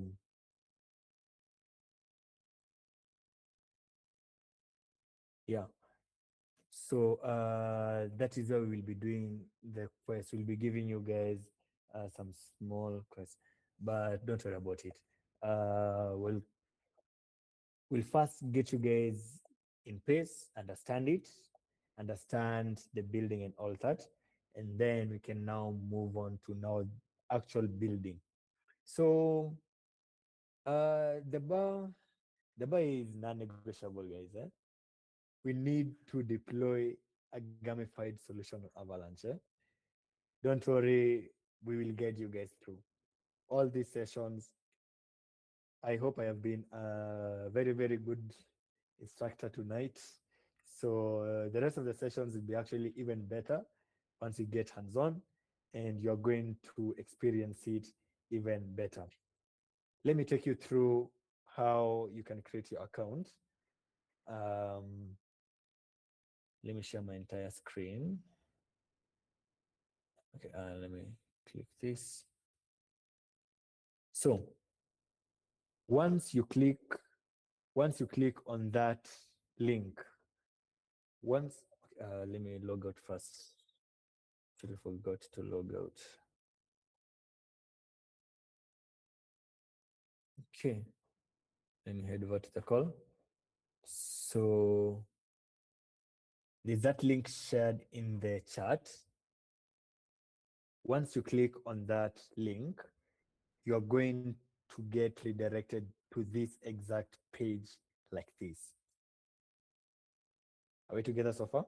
Once you are here, you can decide to type your email manually, or you can decide to continue seedless via Google or GitHub. For me, I actually prefer Google, because I don't have time to sit around and start typing my pin and all that again. Okay, I guess this is with 70% of the development. Okay, sorry, my mind gets that. So you select the kind of signing, and then just like that, you have created your account on the Builders app, and that is how your profile will be looking like. Okay, so let me just come home. So once you're here, the first tab is the Avalanche Academy. This is where this is actually where you can learn about Avalanche. You can learn about Avalanche and actually get certificates. If you want to get Avalanche integrations, you can get them from here. So basically the Builders Hub is like a central place where you can get all these information from. Yeah. Thank you so much. Thank you so much for actually keeping time, for listening in, being a good audience. It's been nice. And yeah, for those who joined late, Joseph Mwangi, people know me as Coach, the technical lead. And yeah, for those who've not registered for this track, you can scan this QR code. It will take you straight to Luma, and you can actually register. Passing back to Lavender. Thank you. Wow, amazing. Let's appreciate Joseph, guys. I feel like Joseph has done a really good job in just breaking things down, the whole gaming concept, gamification, really, really insightful. I personally have had a great time. I've been taking my notes over here, so I hope you all have also taken some good notes, because you'll need these notes when we want to do the polls, when we want to progress to the future sessions, because these sessions keeps advancing progressively. So it's very important if you can really pay attention and be able to also really gain as much content and information from this cohort. Now on to the next small affair, side quest. We want to do polls. So we just want to see, okay, did you understand anything from this session? As we are wrapping up in the next 9 minutes. So it will only take, depends on how fast you guys will be, but it should take maximum 10 minutes, give or take 15.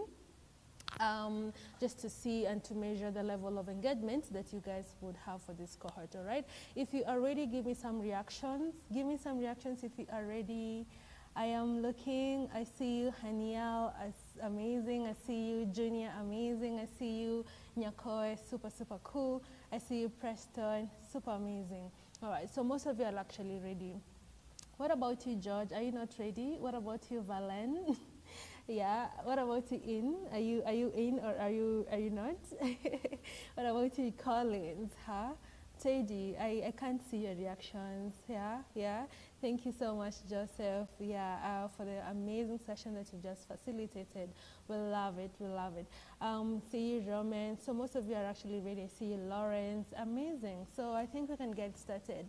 I can only launch the polls, and you can only you only have a few seconds to answer before we jump on to the next quest. So get ready.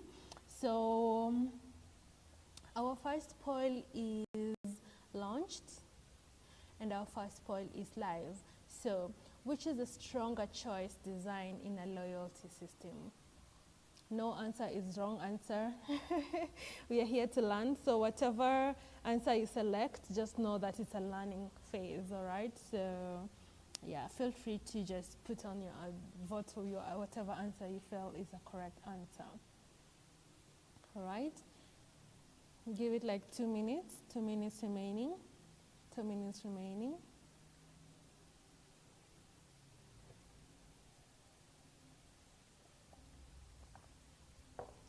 Which is a stronger choice design in a loyalty system? Is it first, you choose your app icon color? Do you choose which reward tier to save toward? Or do you choose your username, or do you choose your avatar?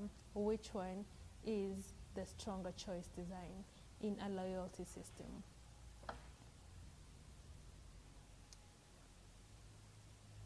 Two minutes remaining. 2 minutes remaining.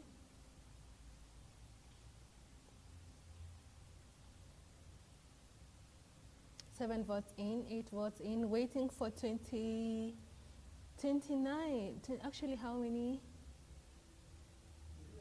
22, actually. Waiting for 22 more votes. Waiting for 22 more votes. If you've not voted, what are you waiting for? Please go ahead and vote. 1 minute remaining. 1 minute remaining.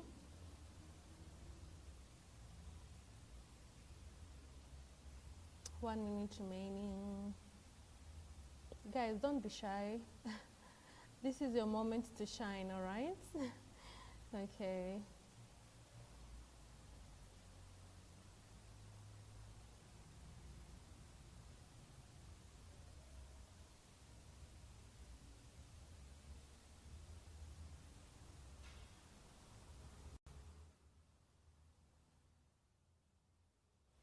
Okay, and time is up. All right, time is up.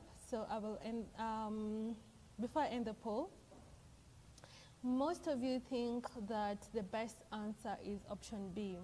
Option B says the stronger choice design in a loyalty system is to choose which reward tier to save toward. Cashback now versus bigger reward later, right? So that's the option B. So most of you think option B is correct, and most of you are actually correct. So gamification and building gamified systems, choice only works as a motivator if it has a real consequence, right? So for example, cosmetic choice, you can choose an icon, an avatar that feels like control but actually doesn't change behavior. But the way choice B emphasizes on it, it forces a real trade-off. So it forces a delayed gratification versus immediate reward, and which is what actually drives retention. So I heard Joseph mention about Helen Routledge's book, and so many of these concepts can be found in that book. So when you get a chance, please find time and read that book, because it's really going to be very, very hands-on and very informative, especially if you're going through this cohort to actually build gamified solution. All right? Okay, cool. So we'll end the poll. Hold up. 1 minute. Yep. So I will end the poll, and I will start our second poll. I will launch the second poll. So the second poll is live, right? So a user completes an on-chain action. What's the best feedback loop? A, do they check the block explorer manually to confirm? B, that the app shows an instant UI confirmation the moment that the transaction is submitted, then updates to confirmed on finality? C, do they get an email 24 hours later? And D, there is no feedback needed and the chain is the record. Is that even correct? Which one is the correct answer? I'll give it 3 more minutes. 3 more minutes remaining. 3 more minutes remaining.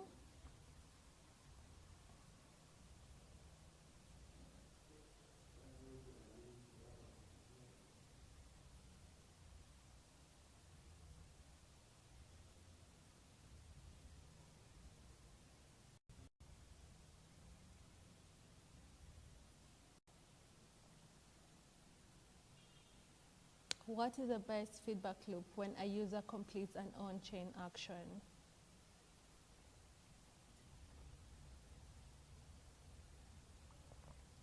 Two more minutes. 2 more minutes.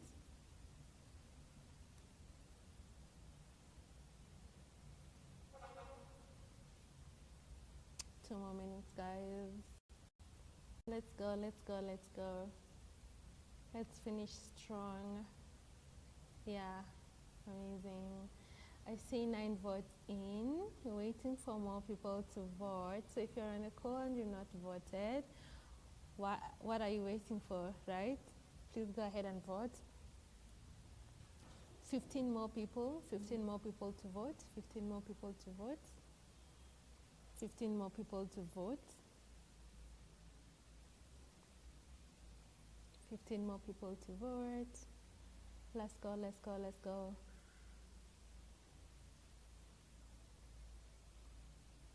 One minute, one bonus minute, one bonus minute, one bonus minute.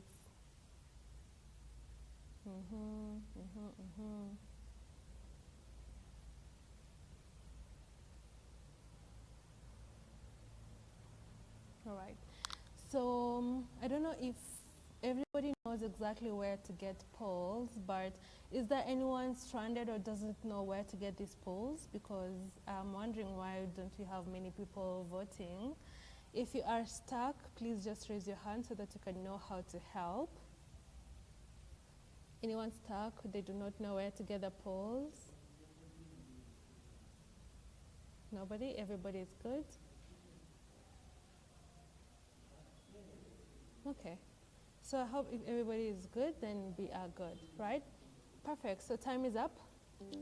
Time is up.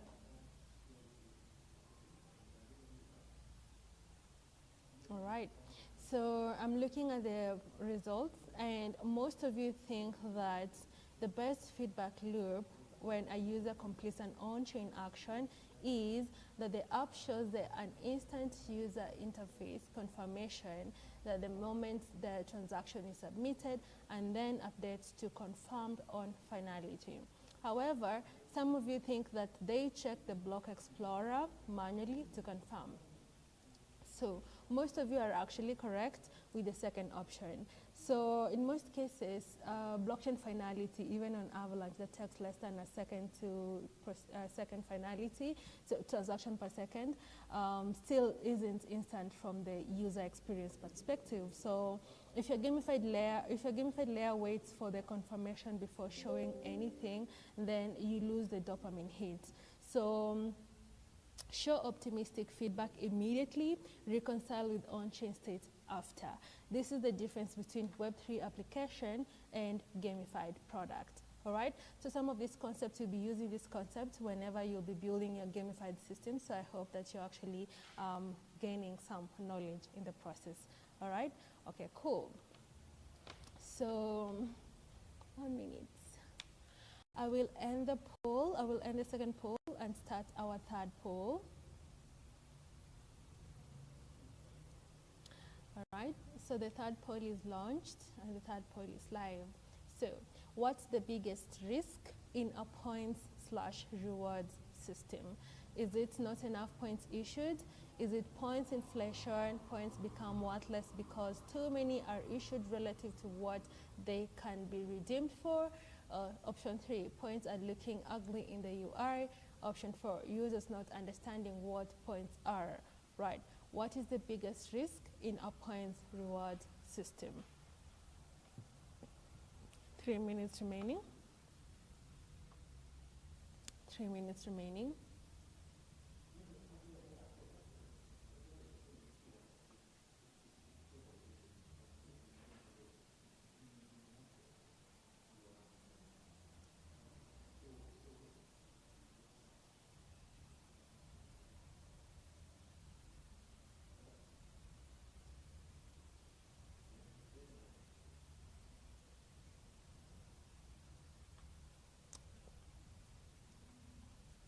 Three minutes remaining. 11 votes in, waiting for 10 more people to vote. 10 more votes to go. 10 more votes to go. What is the biggest risk in points and reward system? I see very interesting choices for this one. Yeah, give us your interesting feedback, guys. Vote on the poll. Vote on the poll. Would love to see, you know, where your heads are at. Okay, 2 minutes remaining. 2 minutes remaining. 2 minutes remaining to go, guys. 2 minutes remaining.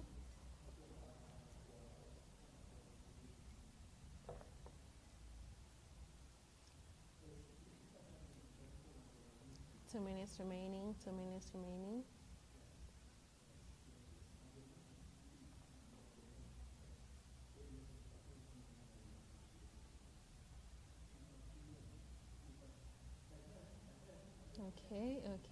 Okay. Poll 3 is live, guys. So if you're wondering where to get the polls, you could just check on the Google Meet on the bottom right. Yeah, on the bottom right, you should be able to see the icon, the tools icon, right? So if you click it, you will see the polls. So what you just need to do is click on the polls, and you will see the live polls that I am sharing right now. Okay. Amazing. So time is up. Time is up. So most of you actually think that the biggest risk in point system is that points inflation. So points become worthless because too many are issued relative to what they can be redeemed for. However, some of you think that users not understanding what points are is their biggest risk in a points and reward system. So most of you are actually correct. And the correct answer is the point inflation. Points become worthless because too many are issued relative to what they can actually be redeemed for. And this is a basic monetary policy that is applied to gamification.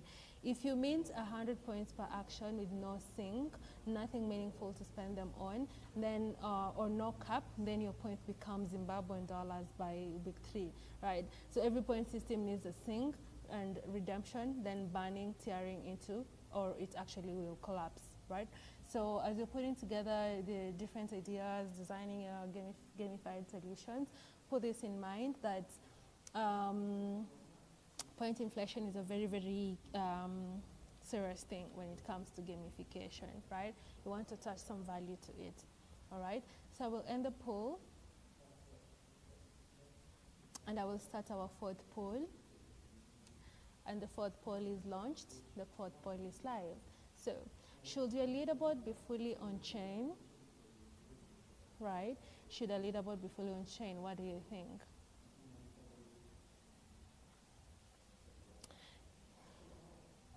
Is it yes, always trustlessness matters the most? Does it depend on on-chain gives verifiability but costs gas on every score updates? Most teams index events off-chain and only anchor final state on-chain. No, never puts leaderboards on-chain. And D, leaderboards don't need smart contracts at all. So, should a leaderboard be fully on-chain? Is it a yes or a no? Or it depends? All right, so 4 minutes remaining. 4 minutes remaining.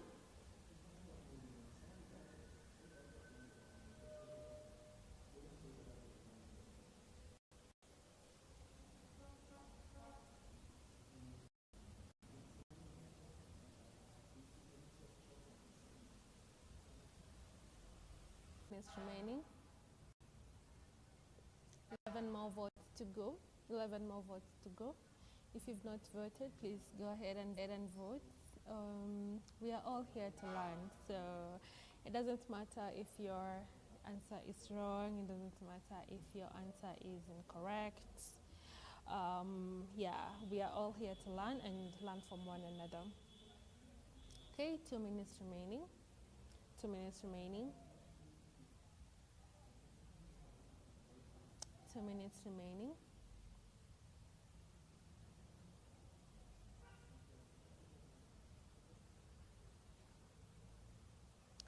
Minutes remaining.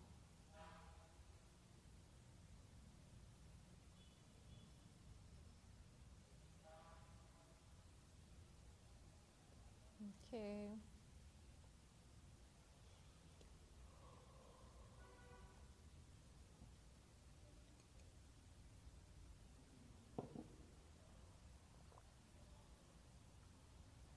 All right. So time is up. So this is impressive actually. So most of you think that the correct answer is that strikes exploit loss aversion. Users feel punished for missing a day, which can cause churn instead of retention if broken too harshly. And most of you are actually correct. So this can even be borrowed from Duolingo, right? So strikes work because losing a strikes hurts more than gaining one feels good, right? And that's actually loss aversion. So it's not just consistency reward. So the design question that you need to answer should be like, what happens when someone breaks a strike, right? There's no grace period equals to high churn from a bad day, right? And which brings to a strike freeze, right? So the option B is definitely the correct answer, and I'm sure you guys have now noticed the pattern. And we are going to be handles key management and paymaster sponsor gas. C, it's a custodial exchange account, and D, there is no wallet, just a login. What makes a wallet invisible to an uncrypted user? If you attended our first cohort, of course, this should be an easy question for you. Or if you've explored building in the agentic era, this is a big thing now. So let's see.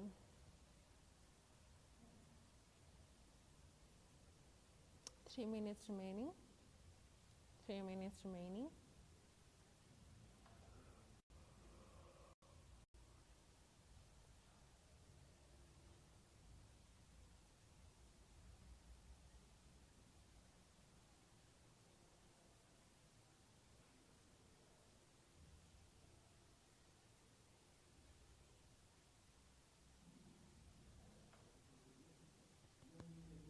Two minutes remaining.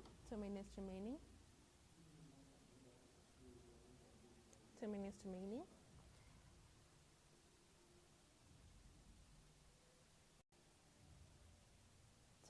remaining.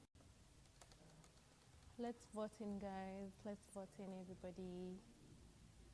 We're almost done. Yeah, we're almost done. So, yeah. All right.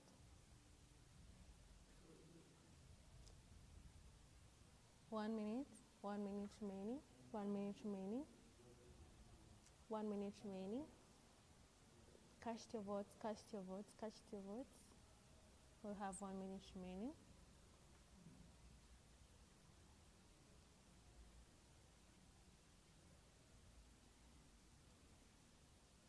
One minute remaining, 1 minute remaining.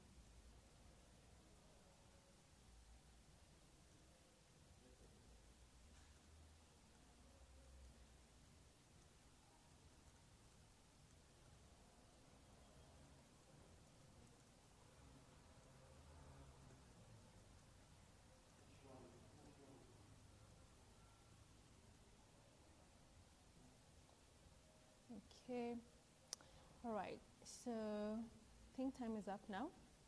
Yep, time is up. Yes, so most of you actually think that what makes a wallet invisible to non-crypto user is that the user never sees a seed phrase or signs a gas transaction manually, which means smart contracts wallet does the account abstraction and handles key management, and a paymaster sponsors the gas. And some of you think that it's a custodial exchange account. So of course, most of you are actually correct, and that's quite impressive. So this is the single biggest unlock for gamified consumer products on chain. Account abstraction, which means this is embedded smart contract wallets within the application and the system that you've built. And it lets you embed wallet creation into a normal sign-up flow. So there's no browser extension, no seed phrases, just a paymaster that covers gas so that the user never needs AVAX or native tokens for whatever chain, and just to click a button. So if a builder's product still requires your core wallet or your MetaMask plus your testnet AVAX before users can do anything, it will not work for a non-crypto target market, okay? So whenever we are building these gamified solutions, it's important that we do account abstraction. That way, it reduces the friction for churn rate when people are exploring your gamified systems or whatever applications that you'll be building, okay? Perfect. So I feel like you all are smart. Okay, so on to our second last question. So I will launch the poll now, and the poll is live. So why deploy to Fuji before mainnet, right? So why do you deploy to Fuji before mainnet?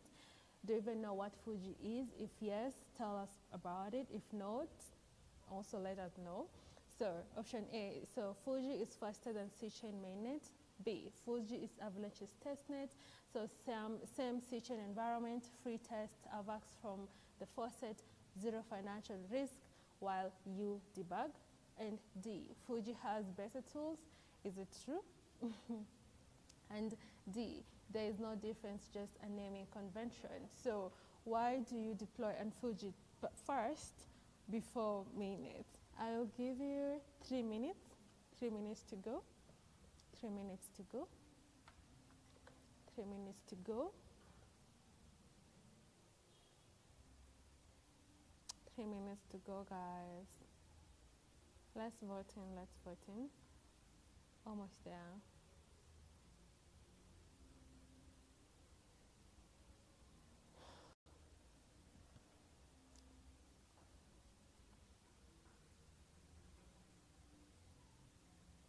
Nice, nice, nice, nice. I see very consistent 10 active members. I'm sure we will get some really good, gamified systems built by these 10 members, right? So yeah, let's see who's gonna be our hero out of these polls, right? We will do some leaderboard for the heroes from the polls, right, Joseph? I hope so. We can try and gamify something around the same, right? Cool. All right. So 1 more minute to go. Let's not take so much of your time. We want to ensure that everybody gets their beauty sleep in. Okay. Awesome. So 1 more minute, 1 more bonus minute to go. 1 more minute to go.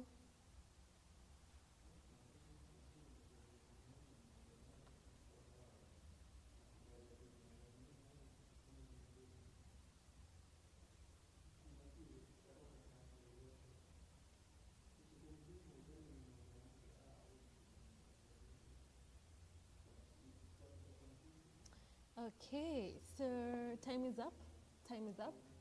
See, most of you have already voted. So most of you actually think that the reason why you deploy to Fuji before mainnet is that Fuji is the Avalanche's testnet, same C-chain environment, free test AVAX from the faucet, zero financial risk while you debug. And none of you selected any other answer but that one. And of course, all of you are actually correct. Shout out to you all. So Fuji is the Avalanche's testnet, right? So it lets builders break things for free. Mainnet deployment should only happen once that contract is actually tested and ideally has had at least a basic security review.